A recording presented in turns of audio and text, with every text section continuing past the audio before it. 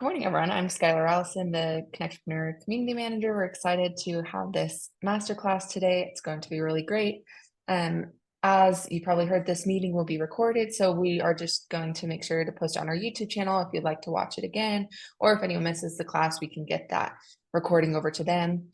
How the agenda will go today is we're going to have about 30 to 35 minutes of presentation, and then after that, we'll do a Q&A portion where you can ask our masterclass extraordinaire Daniel Heimlich questions about his presentation or anything that he covered. So if you have any questions at all during the presentation, please feel free to put them in the chat or to private message them to me, and we will make sure that those questions get answered in that Q&A portion. There's going to be one poll during the presentation, so I'll make an announcement and you can look out for that one. And we're really excited about this. And if anyone has any questions that they want to unmute and ask, we can do that as well. We'll just save that for the Q&A portion at the end. So you have a few options. But like I said, we are going to get started with the masterclass today. So the title of today's masterclass is Breakthrough Product Messaging for B2B. And with that, I would like to introduce Daniel Heimlich. He is an on-demand chief marketing officer with 25 plus years of experience working in B2B. So I will turn the time over to him to give a little bit more about himself and the topic today. So Daniel, back to you. Well, Skylar and Tien and the rest of the team, thanks so much for having me. Really appreciate it. We had a great response, it seems, of the interest in this presentation, and for good reason. This is a really common area that I see. The work that I do that people really have a challenge with of really differentiating their solutions in the marketplace, and we'll be talking a lot about that today. So this is going to be our agenda. I'm going to give you a really short little introduction about me if you're not familiar with me, though I do see some familiar names out there. Some of the most common messaging mistakes, how to start your messaging process. And then we're going to talk about what I consider to be the 4 essentials for breakthrough messaging. How do you really distinguish your organization, your product from the competition that you're certainly facing out there? So, and then as Skylar mentioned, we'll have a Q&A at the end. I'll be happy to answer any of your questions. So really quick about me. I work as an on-demand chief marketing officer. I'm based in the Washington, D.C. DMV region, though I have clients, all over the country. I'm really focused on 3 areas: messaging execution, and go-to-market strategy.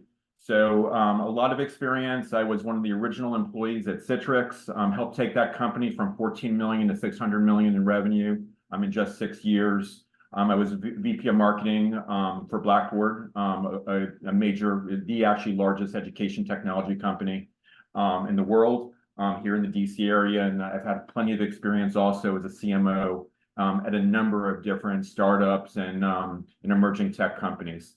So, and I've spent a lot of time on messaging. I've literally done dozens and dozens of messaging products for many different types of companies, all in the B2B space, SaaS, cybersecurity, AI, you name it. So this is really this is going to apply for you if you're a B2B product company. So these are the common mistakes that I generally see. We'll talk about 3 of these mistakes that I commonly see in messaging. And this is maybe one of the most common issues, maybe the most common issue, is that a lot of organizations, they almost treat their product like it's a Swiss Army knife. A lot of products can do lots of different things. Software, your technologies are very, very capable. And there's this kind of, there's this desire of not missing revenue opportunities. So you try to make everything work for everyone. And you're afraid of leaving opportunity on the table. But the problem is that it's a very competitive landscape, and you really need to pick your tool. Are you going to be a knife? Are you going to be a saw? Are you going to be, a bottle opener? And you also have to choose, who you're going to apply that tool to. So we'll talk more about this as we move along. Another key area messaging mistake I see is that, folks kind of start in the middle of their message, and it lacks context. And, just like with any story, there needs to be, a beginning, there needs to be a middle, there needs to be an end. A lot of founders, a lot of technology companies sort of almost make this false assumption that you know, people just know what they're talking about. They jump right into kind of how their product solves the problem without actually providing, you know, the upfront explanation. So there really needs to be kind of the beginning of the story where you're talking about, you know, the explanation of the problem, the middle of the story, how to solve that problem, and the end in terms of the qualification, your qualifications to solve that problem. So, it says 4, but it's 3. So number 3, as it's listed as 4, but it's really, you know, so many companies are obviously started by technologists, they're started by engineers.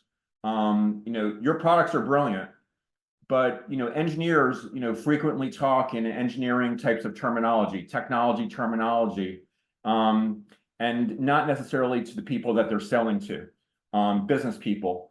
And often, you know, the people that are your early adopter employees, I'm sorry, your early adopter customers are not the same as your later adopters. Your later adopters are much more likely to be more business oriented. They're going to be more pragmatic, versus those early adopters. They're going to be more technologists. They're going to be able to get into the weeds a little bit.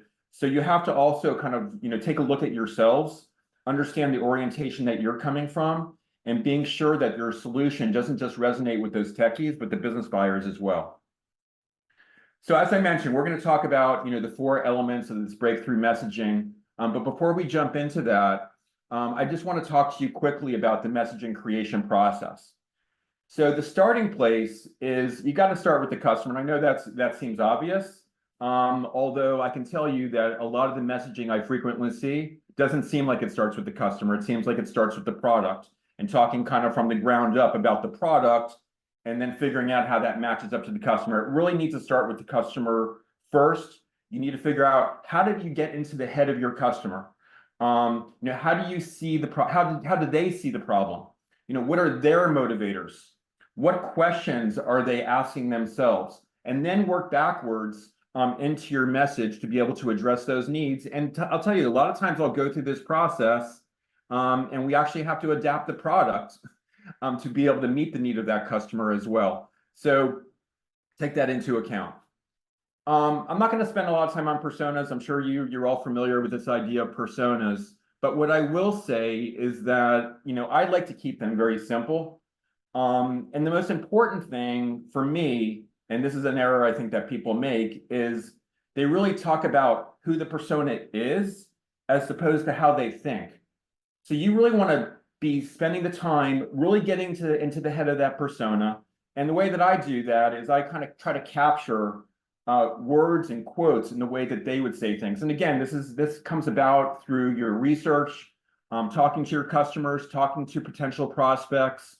Again, remembering that your first customers, those early adopters, are not going to be speaking and sounding the same language as the mainstream marketplace. So again, consider about how they think, not just who they are. And then when you finalize your messaging, make sure you come back and kind of test it against this profile that you created. So the 4 elements we're going to be talking about today are positioning, the core premise, what I call the core premise, value pillars, and the secret sauce. So this might be some new ideas for some of you, I hope. But really just very important fundamentals as you're developing and creating your messaging for your B2B product.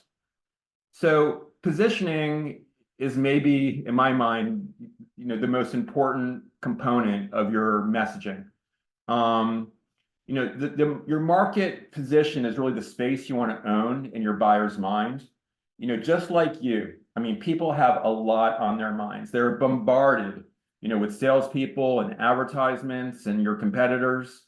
Their phones are ringing off the hook, and this is especially true, obviously, for senior level decision makers. So you need to establish a brand in their heads that they can remember. You know, you only have like this one little piece of real estate, that you can own in your buyer's mind, and you need to decide what that's going to be for your product. So let me give you an example. You know, on-demand car transportation. I'm guessing that many of you would know right away what I'm referring to. Of course, Uber. Some others you may know. the world's thinnest laptop or high performance luxury electric vehicle.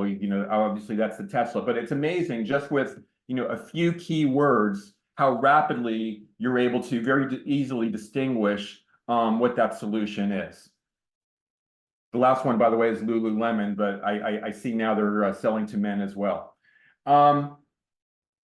So our brains, are constantly searching for what it already knows, what it's already familiar with. And there's this concept of cognitive ease that was created by Daniel Kahneman. Actually, just passed away just a few weeks ago. He was well into his 90s. He was a Nobel Prize winner in economics and psychology.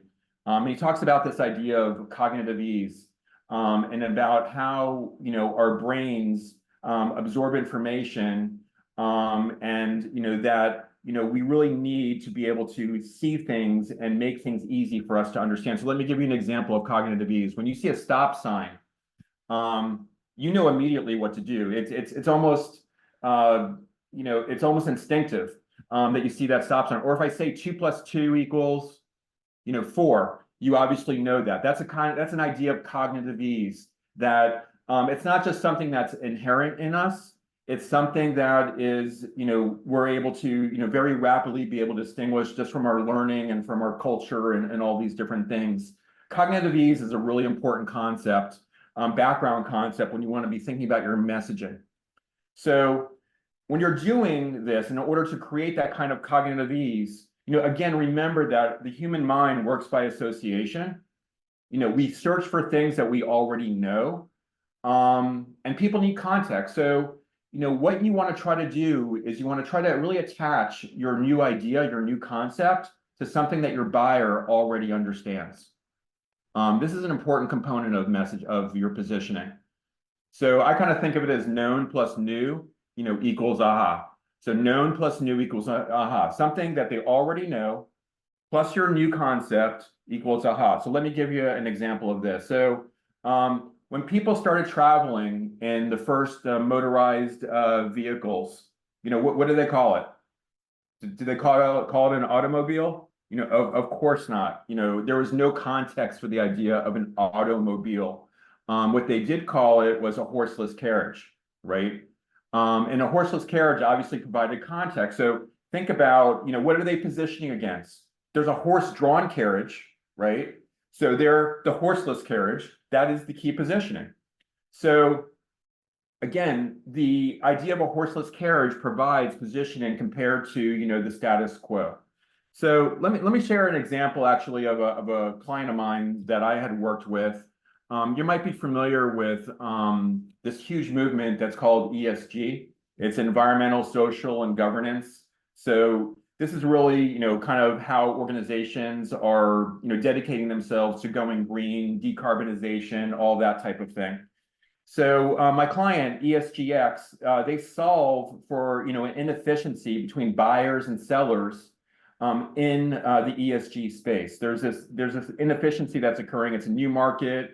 The buyers don't know where to find the right solutions. The sellers are having trouble getting to the buyers. And so I was faced with this issue. And as I was working with this particular client, a cousin, I happened to meet up with a cousin of mine, and they were, working on this dating app. They're trying to kind of, connect through this dating app that we're all familiar with. And it kind of dawned on me that, that's also a market inefficiency. There's a market inefficiency between two people trying to find each other, trying to find their love match, which is essentially what we were trying to do for ESG, is trying to find that love match between buyers and sellers. So, that's really what dawned on me, is this idea of matchmaking. So, so what we actually ended up with was actually positioning them as the ESG matchmaking platform. I got to tell you, this company had been, from what they told me, they've been at this for like 2 years, having a lot of trouble describing what they do. And in fact, the first 3 calls I was on with them, I had no idea of what they did. And really, with a very quick 3 types of words here, we were able to clearly be able to create a very unique market position for them Again, using something that people already understand with actually your new idea.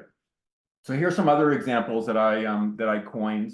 One is device vulnerability management. The concept of software vulnerability management is very well understood term. So I worked with a client of mine, Refirm Labs. They were acquired just a year or two ago by Microsoft, but they actually analyze IoT devices for spyware. And so they needed kind of this new idea, and believe it or not, that concept didn't exist before, device vulnerability management. A very easy thing for IT operations people and security people to be able to quickly absorb and understand because they already understood the concept of software vulnerability management. Another one, more recent one, is this idea of SBOM lifecycle management. So SBOM, if you're not familiar with that, it's a hot new area in cybersecurity. It refers to software bill of materials. So this is the known idea, software bill of materials. And lifecycle is something that many business people are obviously already familiar with. We have product lifecycle management, we have supply chain lifecycle management, customer lifecycle management, etc. So again, this idea, bring together something known plus new equals the aha. Really key idea here to help create your positioning. But you want to also get even tighter for that, and especially when it comes to bringing new products to market. So you want to get as tight as you can. Remember that Swiss Army knife. We really, you got to decide. Are you going to be, a saw, a screwdriver, or a knife blade? And also be able to position that to the right specific audience for your target market. So the tighter you can get, the better. And again, this is especially true for earlier stage companies, but I would say this is definitely true for any product. Even if you have multiple products in your portfolio, each one of those need to be very, very tightly positioned to the right buyer. Again, it's a very competitive world. And like even me, my positioning as an on-demand chief marketing officer for B2B technology companies, I work exclusively with SaaS and B2B tech, etc. And it provides, I think, a level of credibility that hopefully my customers and my audience see, because I'm tightly positioned. They know what I'm doing. They know that I'm not doing consumer. You need to be doing the same with your products as well. So quick polling question, and Skylar, if you don't mind, if you could pull this polling question up. So what is your primary messaging challenge for your product? Is it just a hard to explain product? Is it confusion with competitors? Is it relevance for business decision makers? You're able to communicate with techies, they kind of get it, but not business decision makers. Is it all of the above or something else? I'll give everyone a moment for that.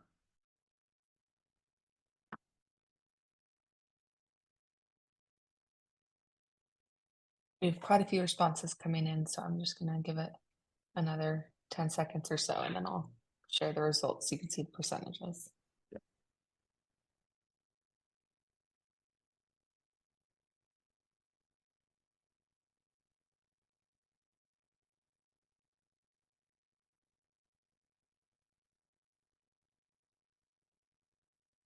Okay.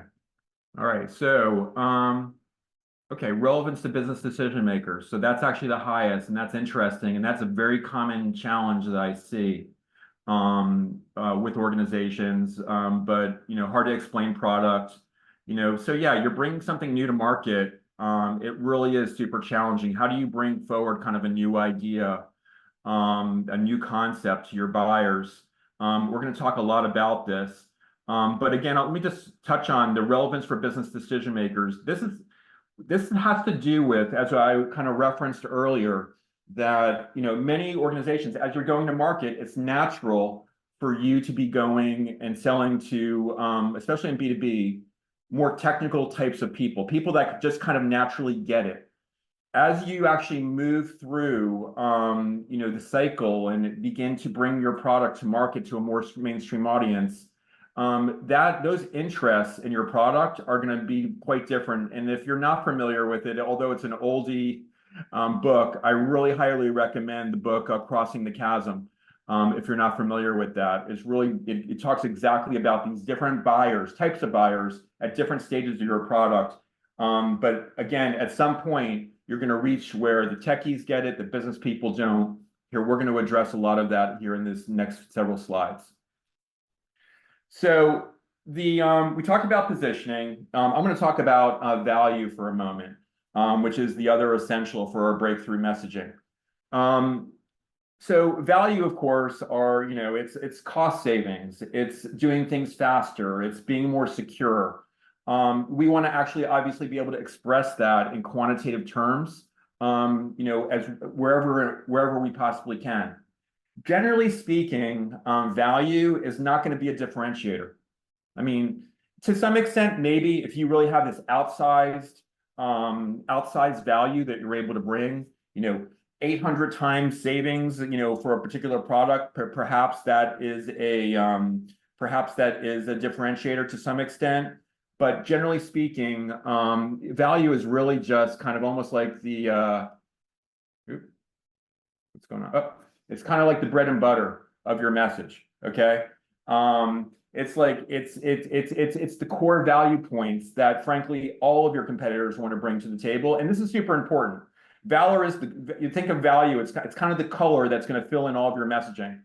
You obviously need to explain the benefits of your solution, the cost savings, the time savings, all those different things, but that's not necessarily and generally not your differentiator.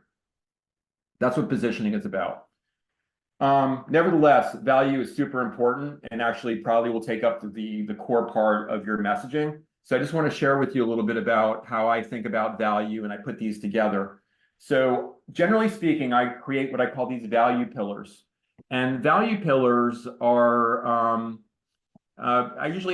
generally there's usually 3. Once in a while there's 4. But I try to come up with, some kind of label for each of these that are easy to remember. And the reason I do this, number one, is because for salespeople or for other people that are pitching the product, they're generally not going to memorize a pitch, nor should they. They need to be able to adapt into the situation of their customer. So just having kind of almost like this outline, in this case, for this particular client, it was prioritization, risk visibility, and orchestration. So a salesperson or you get a quick question about something, you could jump right into orchestration and actually have that as sort of a placeholder for that particular message. So I create generally kind of one quick little line for each one of those value pillars. And then I kind of think of it as like an onion. You kind of want to peel back the onion and you want to be able to get deeper and deeper into the value pillars.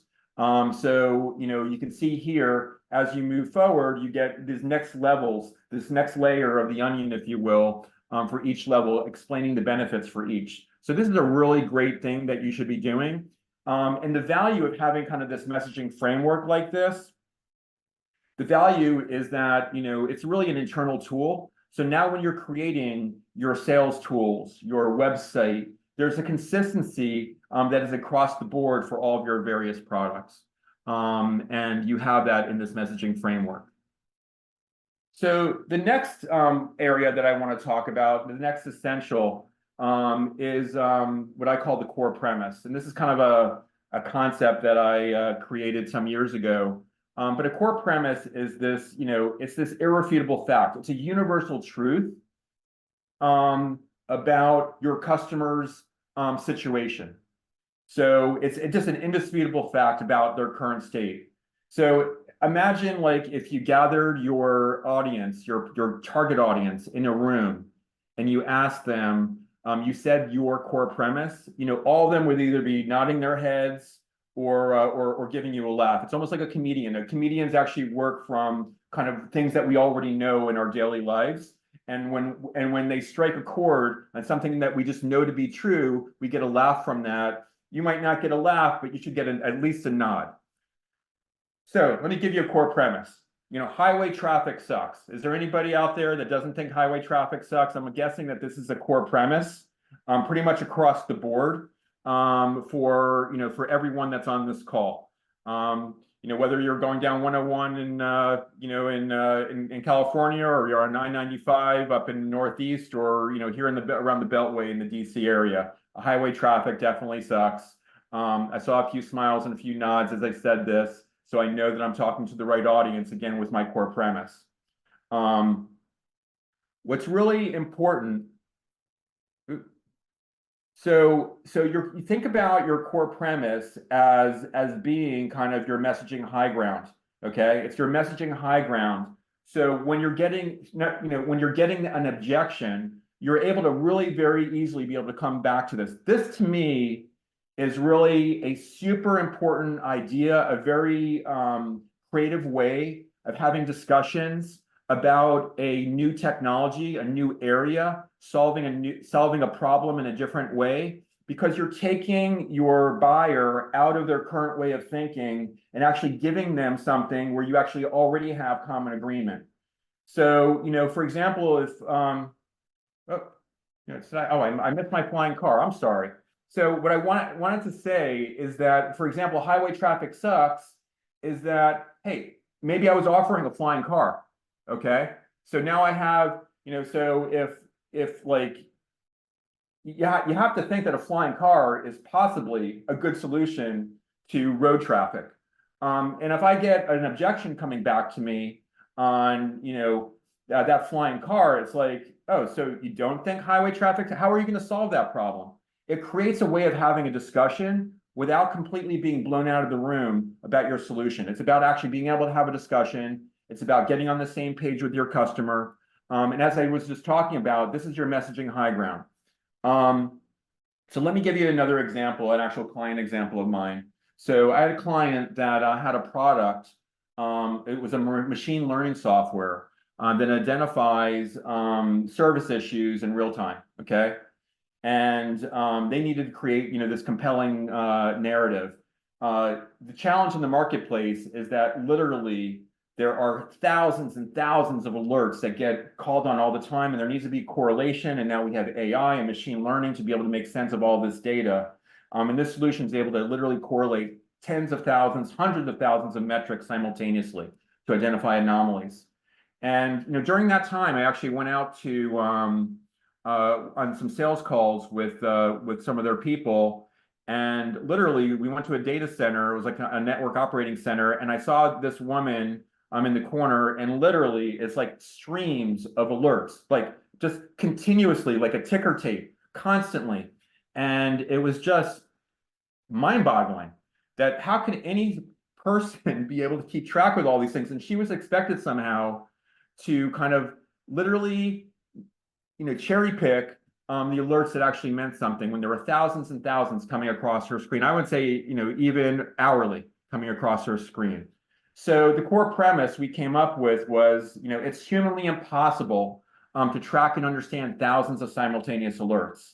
And we found later when we would introduce this to our, our prospects or qualified prospects, they would all naturally be able to agree with this. And we actually had a common area of understanding and something very powerful for us to be able to incorporate as part of our message. So again, the core premise, you want to establish this up front with your buyer, and you want them to gain agreement right at the beginning. If you can't get agreement, you don't have the right prospect in the room. I mean, don't even bother. Make sure you can get agreement with that, from that core premise with the prospect. You'll know you have a good prospect if they can agree. If they don't, I would ask them, how do they see the world? How do they see things? But chances are you're never going to sell to that person. So the last area of our essential elements for breakthrough messaging is what I call the secret sauce. So whether or not you have intellectual property, you have some clever way that your software is working, or your hardware product, or your technology, or your service, something that you're doing that is kind of unique to you and your organization, that makes the great benefits that you're providing possible. This again is kind of more of the how you deliver it. And sometimes what I find, especially for earlier stage companies, is they're talking about every spec, every feature, this widget and that widget and this widget. Package it up, brand it, create a label on it, so that you could actually talk about it itself as a differentiator. So it might sound like actually that company I was just referring to with the humanly impossible challenge of addressing all that data, we actually have what we call the behavior learning engine. So it was something that you could quickly be able to grasp, this idea of a behavior learning engine. And we could also use that as a point of competitive advantage. Hey, our client doesn't have a behavior learning engine. How are they doing the problem? How are you solving the problem without a behavior learning engine? So take these components within your product or your service, brand them, put a label on them. It really does create a very strong level of competitive differentiation for you. So there you have it. We talked about, the 4 essentials for breakthrough messaging. We talked about positioning. Again, this is about creating a space that you can own in your buyer's mind, a little piece of real estate in your buyer's mind, just like the horseless carriage or the ESG matchmaking platform. What can that be for you? We talked about the core premise. This is an irrefutable fact about your prospect situation. Highway traffic sucks. We talked about, the value pillars. These are the outcomes that you provide for the customer, savings, efficiency, secret sauce. So this is, again, giving a unique, taking what you do and the way that you do it, that unique way that you do it, and giving it a label, giving it a brand like the behavior learning engine or a metrics correlator or whatever you want to call it. But I got one special addition here just for the Connectrepreneur audience, but that's not all. If you're kind of more my age, maybe you remember the Ginsu knives, but I won't go into that right now. But I also wanted to share credibility and proof points. This is super important as well for your breakthrough messaging. So it's a 5th essential that we were able to incorporate, and that's important to incorporate. So when I talk about, these proof points, we're talking about testimonials. So testimonials from your customers, testimonials from people that are testing your product. It could be testimonials from some celebrity in your particular industry. Partnerships. What are the partnerships? Who are you associating and affiliating with? It could be your board members. It could be an esteemed board member with a particular level of experience that has some gravitas in your marketplace, or awards. Even specialization that we talked about. The positioning itself actually brings a level of credibility because it demonstrates to your customer that you're not just a Swiss Army knife that promises to do everything. You're a you're a bottle opener that is perfectly suited to solving your problem of opening a bottle. So again, think about this, make sure you have that in place. When you put it all together, this is your framework for breakthrough messaging. So there's the core premise that we talked about, there's positioning, it's buttressed by these value pillars. You have that secret sauce. This is the unique way in which you're able to do that, and the way you're branding how you do that. And then obviously the credibility and proof points that will provide the confidence to your prospective buyer that you're able to actually deliver. So with that, let me turn it over to Skylar. I think we might have some questions out there. I'm happy to answer any of your questions as it relates to the topic. And Skylar, why don't you feed me whatever it is that looks interesting. Yeah, of course. So we have one question that asks if you could talk a little bit more about developing your value pillars. Sure. So the value pillars, in terms of developing the value pillars, number one is, again, start with the customer. So you need to do your research, understand your marketplace. So, for your research, what I would do is talk to prospects, talk to customers, even if you don't have customers. I know some, you can't do this behind closed walls. You really need to get out there, find people, go through LinkedIn. You could offer to even pay people sometimes if you don't have customers for just a little bit of their time and their expertise. There's actually companies that actually provide those as services. They'll bring forward people that meet your criteria. Also go forward, look at analyst reports, look at your competitors, and then begin to actually associate all those various things with the core values and the benefits that you provide based on your personas. I hope that answers your question. Yeah, I think that's great. The next question we have is, what happens if a competitor steals a named secret sauce or adopts a verbally similar one? I'd be interested in knowing how Lyft's would differ from Uber's. So one is there's definitely an advantage of being the first out to marketplace. I would still argue that Uber is number one as on-demand car transportation. Tesla, I think, when you think about high-end electric motor vehicles, they actually still retain the spot. So being first to market and establishing yourself, I think, is really important. But that is a common problem that, especially if you come up with a good positioning, your competitors definitely will steal that. One thing that we didn't talk about here that actually I would probably even add on and actually considered adding it on, where a lot of organizations fall short. It's not just the creation of the messaging, it's the execution of your message. So it's a matter of, first of all, making sure that everyone in your organization is adapting to the message. It shouldn't just be you and your marketing person and something you're putting out on your website. It needs to be something deep within you that is cultural to your organization, that you're executing on. It's your salespeople are talking the talk, your website is sharing that, your press releases, the case studies, everything that you're doing is actually buttressing that core idea, those core positioning, those core messages, everything that you're doing, it's in the lifeblood of your company. That's something, that level of consistency is very, very difficult to achieve for most companies.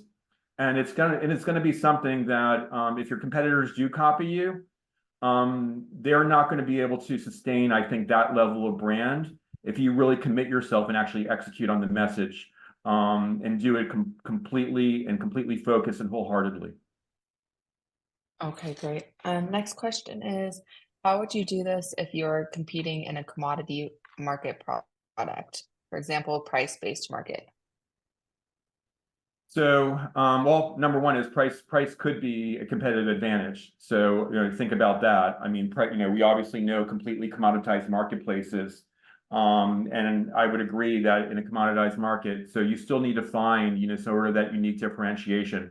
And there certainly are ways of doing that through your branding, in particular, we didn't talk a lot about branding, but how you look, how you act, being different than your marketplace. There are always ways of actually differentiating and distinguishing your organization from what's out there in the marketplace. So yeah, so you need to find that niche and then commit yourself to what that position, that differentiation is going to be. But branding, in addition to what we discussed here, is another component of that. Not just the messages and the positions, but the essence that you're creating for your company, how you're positioning that. Think about, the branding. There was Dollar Shave, it was a Dollar Shave Club. Who would have ever imagined that that could be? I think it's like literally got $1 billion valuation now. Is a company that's just a few years old, and yet they were able to do that with a regular razor blade based shaver. So take a look at the branding. There's always a way of distinguishing and differentiating. Okay, great. Can you comment on how to combat whitewashing, which creates confusion for buyers? Is it spot at the house? Okay, all right. I'm not sure if I'm familiar with that concept of when you say whitewashing. Okay, maybe I'll let them explain more in the chat or unmute if they can hear me, but okay, I'll let them explain that one more in the chat. I wasn't familiar with it, but I thought maybe I'm not the expert and you are. Yeah. I mean, I've heard that term. Okay. Yeah. How do you suggest positioning for an idea very few would understand, but everyone will know in 8 to 10 years? Well, I think it goes again to these core concepts that we just talked about. I think the core premise is really a key idea there. When you're bringing something forward and something new, you need to be able to kind of, first of all, you need to figure out a way of connecting that again with what people already know. So it's known plus new equals aha. So connect with something that they already know. If it's 8 to 10 years, you could pack it away and put it on the shelf and wait to end 10 years. I don't think that's what you're asking. You need to connect with buyers today, what their challenges are today. Sometimes also your evolution as a company is going to be incremental. So you might not be able to get there all in one shot. So you might want to look for some lower hanging fruit ways of solving problems that your solution can solve today. And then be able to then slowly evolve and talk about that bigger vision that you have and educate the market on that. But start small, start with something that's attainable for your customer to be able to get value on it today. And then be able to unveil your bigger idea through that vision as time moves forward. Okay, great. As a startup, how do you come across as more credible for enterprise customers?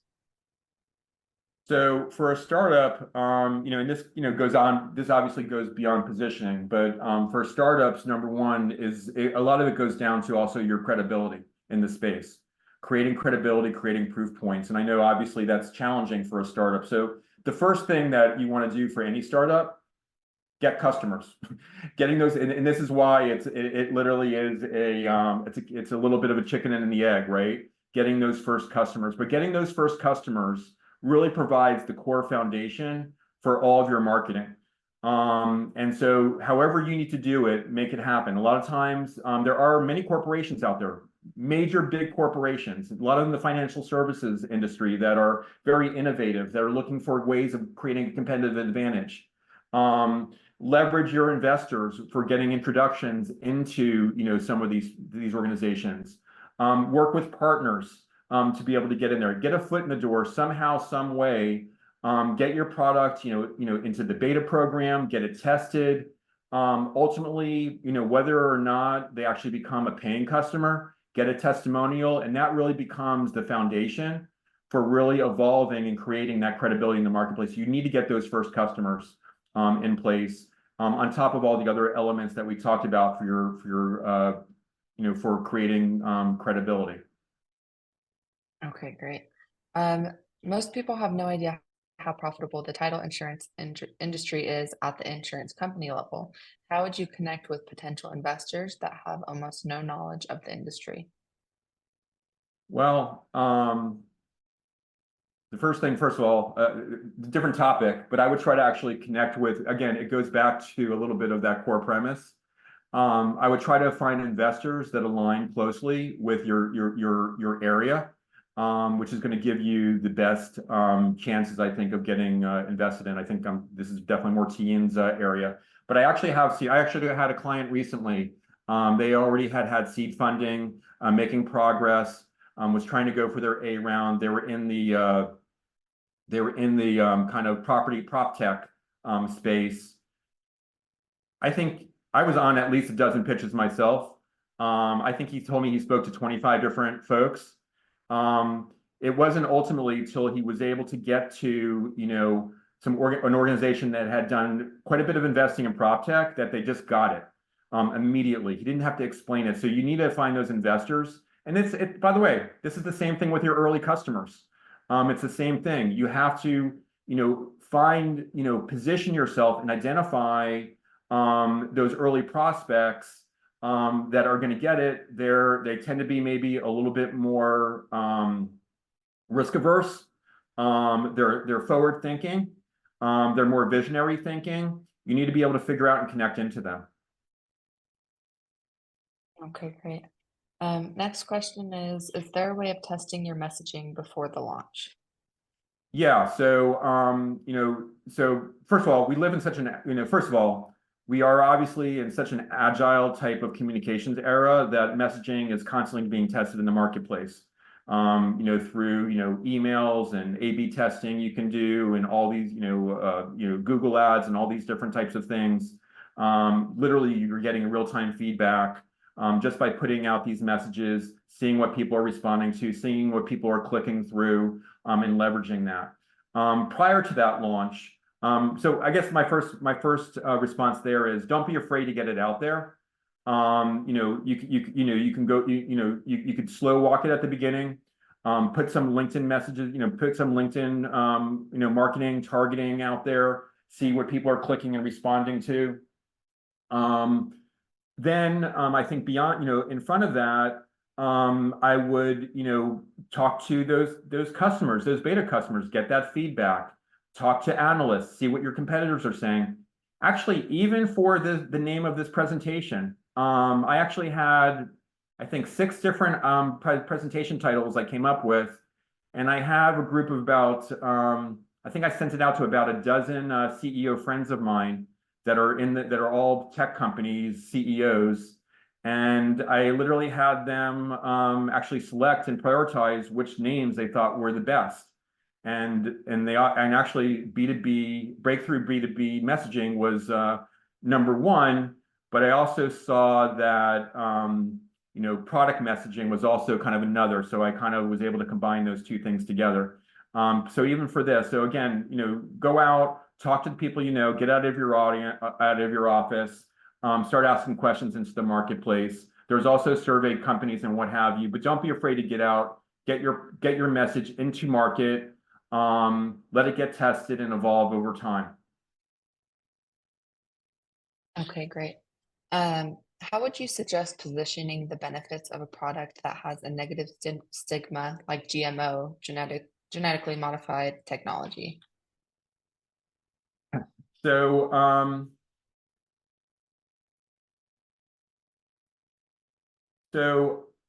yeah, that's tough. I think you need to kind of you need to maybe think about how you're doing it, what you're doing differently, and try to position it against what the current way of thinking is. I'd have to kind of look into this more specifically. There's obviously a lot packed in behind that question. But I think that it's a matter of like nuclear. I think of the same thing. Nuclear energy is sort of has a negative sort of connotation in many different ways, yet such a powerful and important source of energy for the future. I think it's just a matter of actually trying to reposition. That's actually would be my answer. I think you need to figure out a way of repositioning this, maybe even using GMO as part of your positioning, but and not saying the new GMO, but coming up with some other unique way of framing that GMO in the way that you're doing it, in order to be able to position and demonstrate that this is kind of the next evolution to that type of an approach. Tough question, Okay, but a great. good question. Yes. I know there's a few people in here asking if it's possible to receive the deck. So I don't know if that's something that you would be able to give out, Daniel, or we can just send the recording for them to watch again. Yeah, I mostly prefer if people would actually rely on the recording. Yeah. But if you do have a specific request, if you want to email me at this email address, please do. Okay, perfect. What are some ways to describe a product that solves multiple issues because of the way it is systemized? Yeah.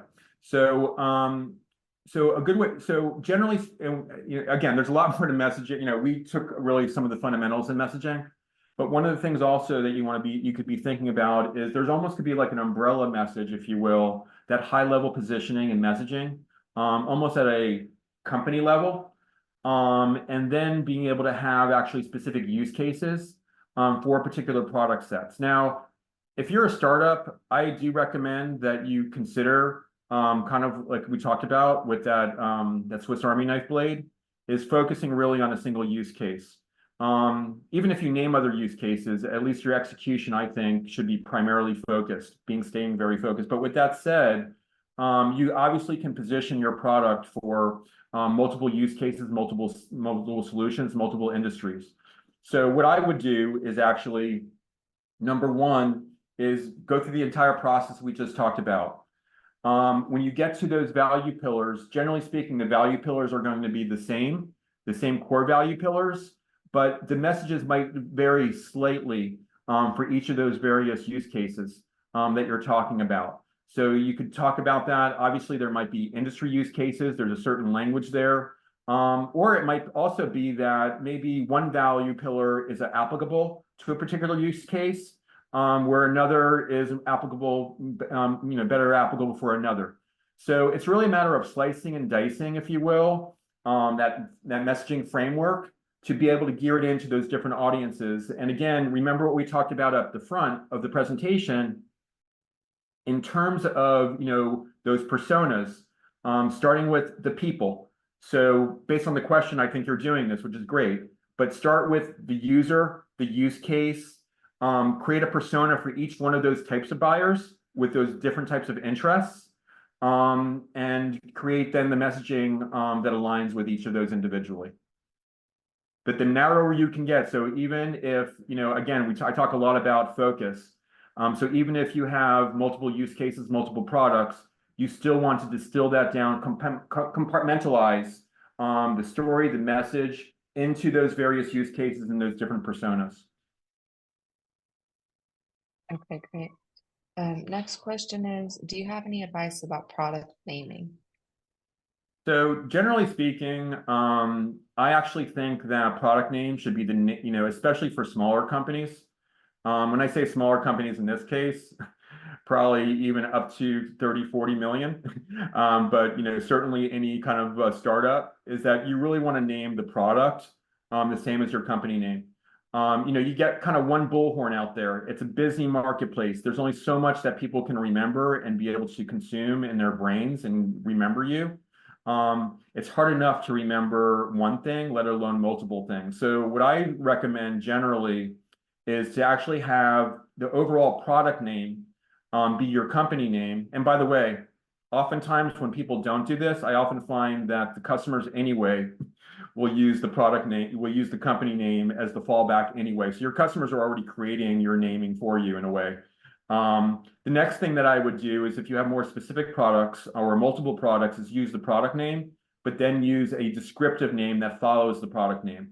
So, you know, if you're Acme, you know, you might have the Acme server, the Acme PC. So you're creating kind of a naming convention, but you're actually leveraging the core brand name, the company name, as the centerpiece. Okay, great. Next question is, what is the difference between branding and messaging?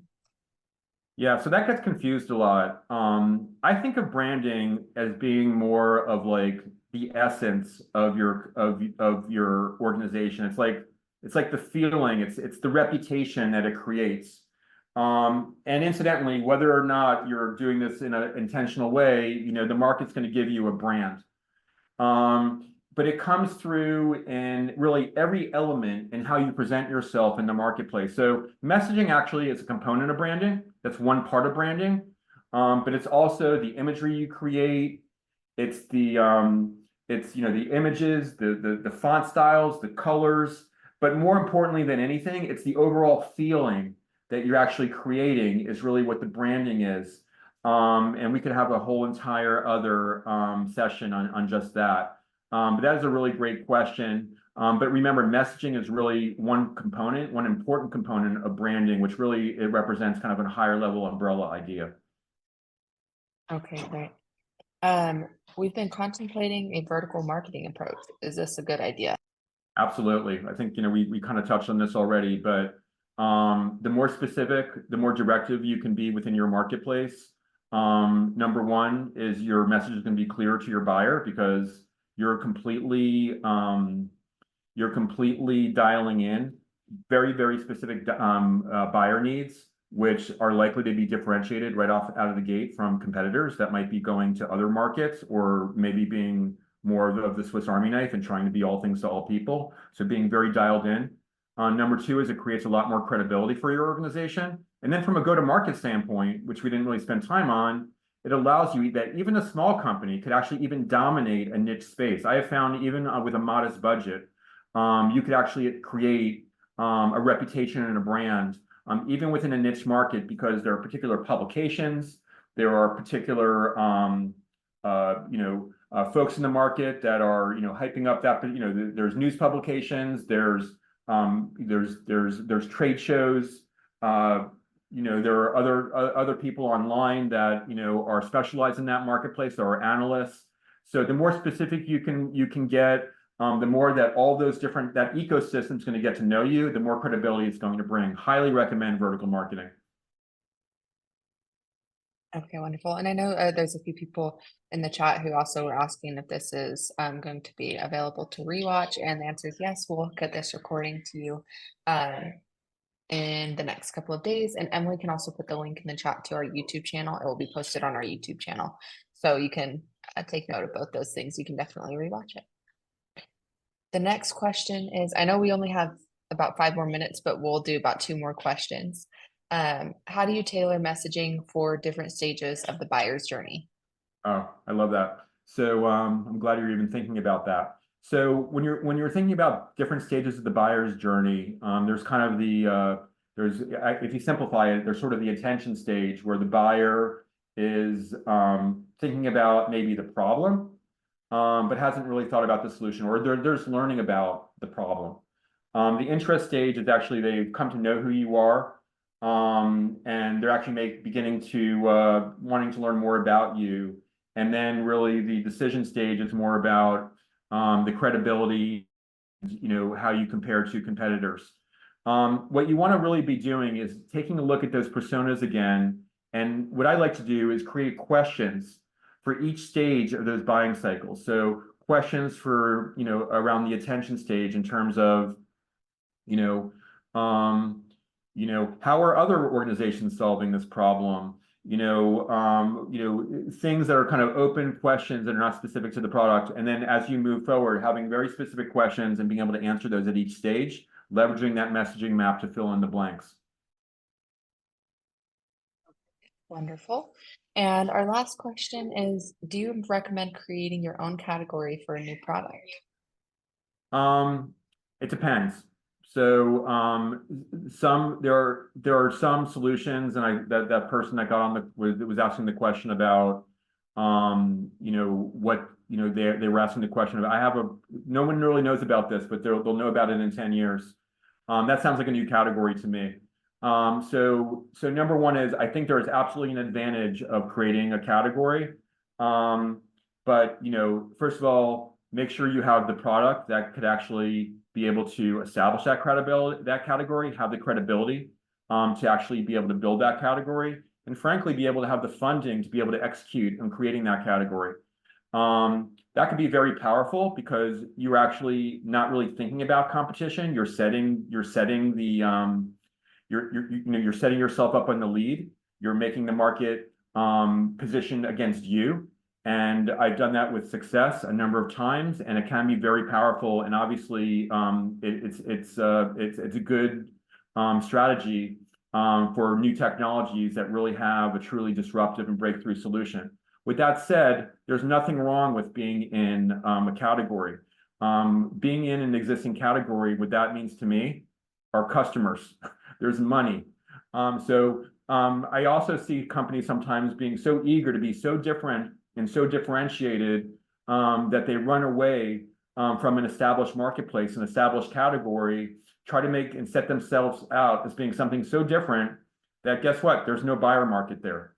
So that was a great question to end on, and really another really important reason why you need to be positioning yourself in such a focused and thoughtful way, then executing on that messaging across the board. Okay, wonderful. Well, Danielle, I want to thank you for this super insightful masterclass today. And like I mentioned to everyone, we will have this recording up on YouTube, and Emily put that link in the chat so you can go check out where it's going to be. And with that, we'll end it. So thank you so much, Danielle. And Emily is going to put a few links in the chat as well for upcoming events that we have if you're interested. But I want to thank Daniel Heimlich. And if you have any questions for him, feel free to reach out. His email is on the screen. Thank you so much. Thanks, everyone. Thank you all.